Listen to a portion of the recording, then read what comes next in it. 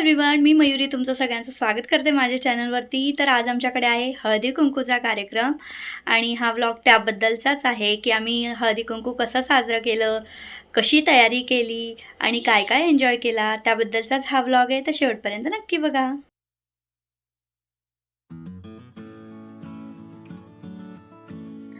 हळदी कुंकू म्हणजे सौभाग्याचा सण आहे. तर त्यातलं हळद आणि कुंकू यांच्या दोघांचे अतिशय महत्त्वपूर्ण असे अर्थ आहेत. हळद म्हणजे मंगलता, आरोग्य, पवित्रता आणि शुभतेचे प्रतीक मानलं जातं आणि तसंच कुंकू म्हणजे सौभाग्य, सन्मान आणि स्त्री शक्तीची ओळख करून देत असतं. म्हणून याचं महत्त्व अनन्यसाधारण आहे.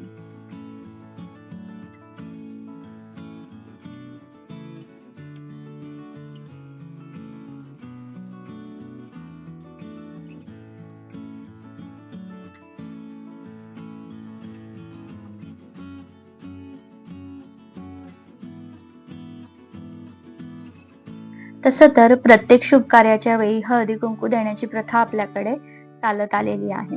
पण एक विशेष महत्त्व सांगायचं झालं म्हणजे हळदी कुंकू संक्रांतीपासून ते रथसप्तमीपर्यंत प्रत्येक महिला आपल्या घरी करत असते. त्या निमित्ताने सगळ्या ज्या महिला असतात त्या एकत्र येतात, भेटीगाठी होतात, त्यांच्या गप्पा गोष्टी होतात. हा पण त्यामागचा एक उद्देश असतो.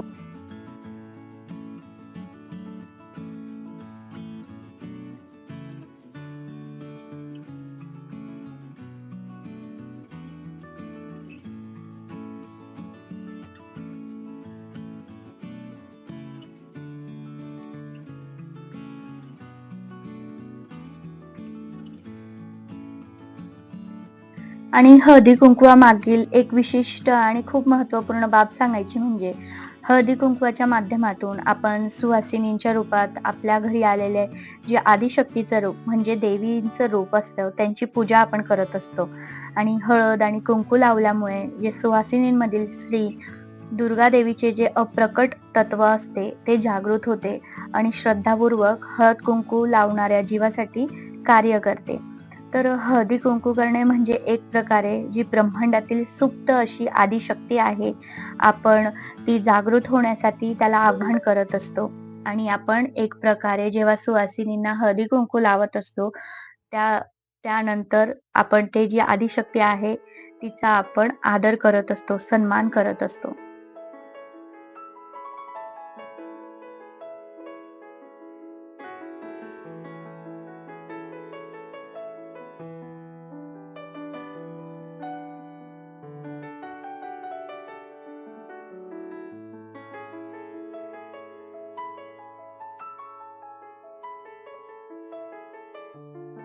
तसंच हळदी कुंकूच्या कार्यक्रमाच्या वेळी आपण सुहासिनींना वाण देत असतो.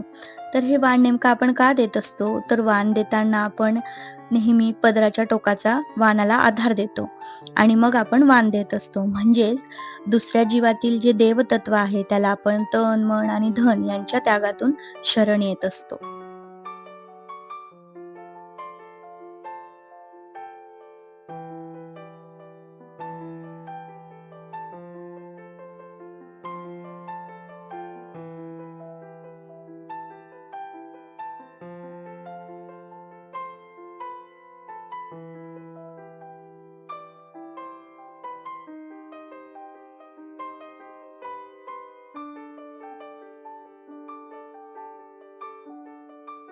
जसं की आपल्याला सगळ्यांना माहीतच आहे, की हळदी-कुंकू जो असतो, आपण तो संक्रांतीनंतर रथसप्तमीपर्यंतच करत असतो.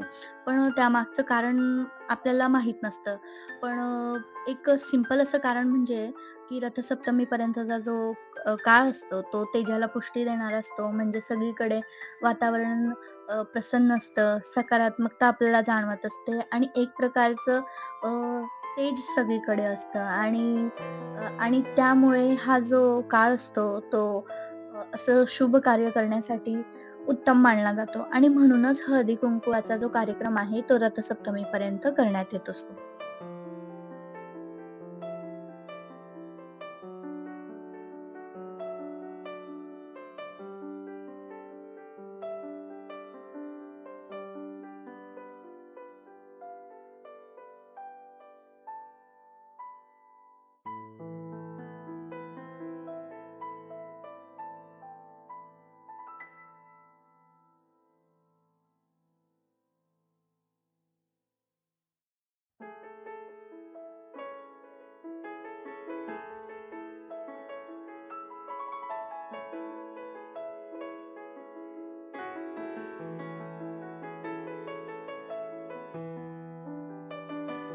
मला असं वाटतं, की हळदी-कुंकूच्या मागचं एक अगदी साधारण आणि खूप सोपं असं कारण म्हणजे पूर्वी कसं असायचं, एकत्र कुटुंब पद्धती असायचं. बायकांना बाहेर पडण्याचं एवढी मुभा नसायची.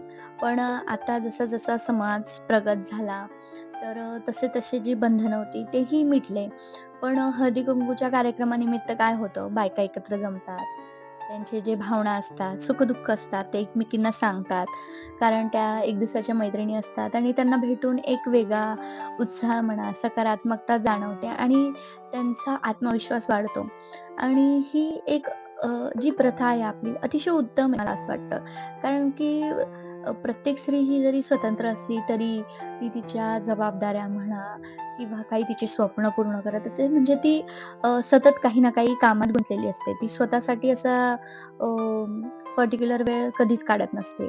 तर मला वाटतं, की हे एक माध्यम पण आहे, की ज्यात आपण म्हणजे जगण्याचं सार आपण यात समजून घेतो आणि स्वतःसाठी वेळ पण आपल्याला काढता येतो. असा अगदी सुंदर आणि सोपा असा अर्थ मला हळकुंकूचा वाटतो. आणि जसं की मी मगाशी व्हिडिओमध्ये सांगितलंच, की एक प्रकारे आपण ज्या आदिशक्ती असतात, जे सुवासिनींच्या रूपात आपल्या घरी येत असतात आणि आपण त्याचा आदर करत असतो आणि सन्मान करत असतो. तर अशा प्रकारे आमचा हळदी-कुंकवाचा कार्यक्रम पार पडला आणि तुम्ही जर व्लॉग शेवटपर्यंत बघितला असेल, तर नक्की मला कमेंटमध्ये सांगा, की तुम्हाला व्लॉग कसा वाटला आणि व्लॉग शेवटपर्यंत बघितल्याबद्दल थँक यू सो मच.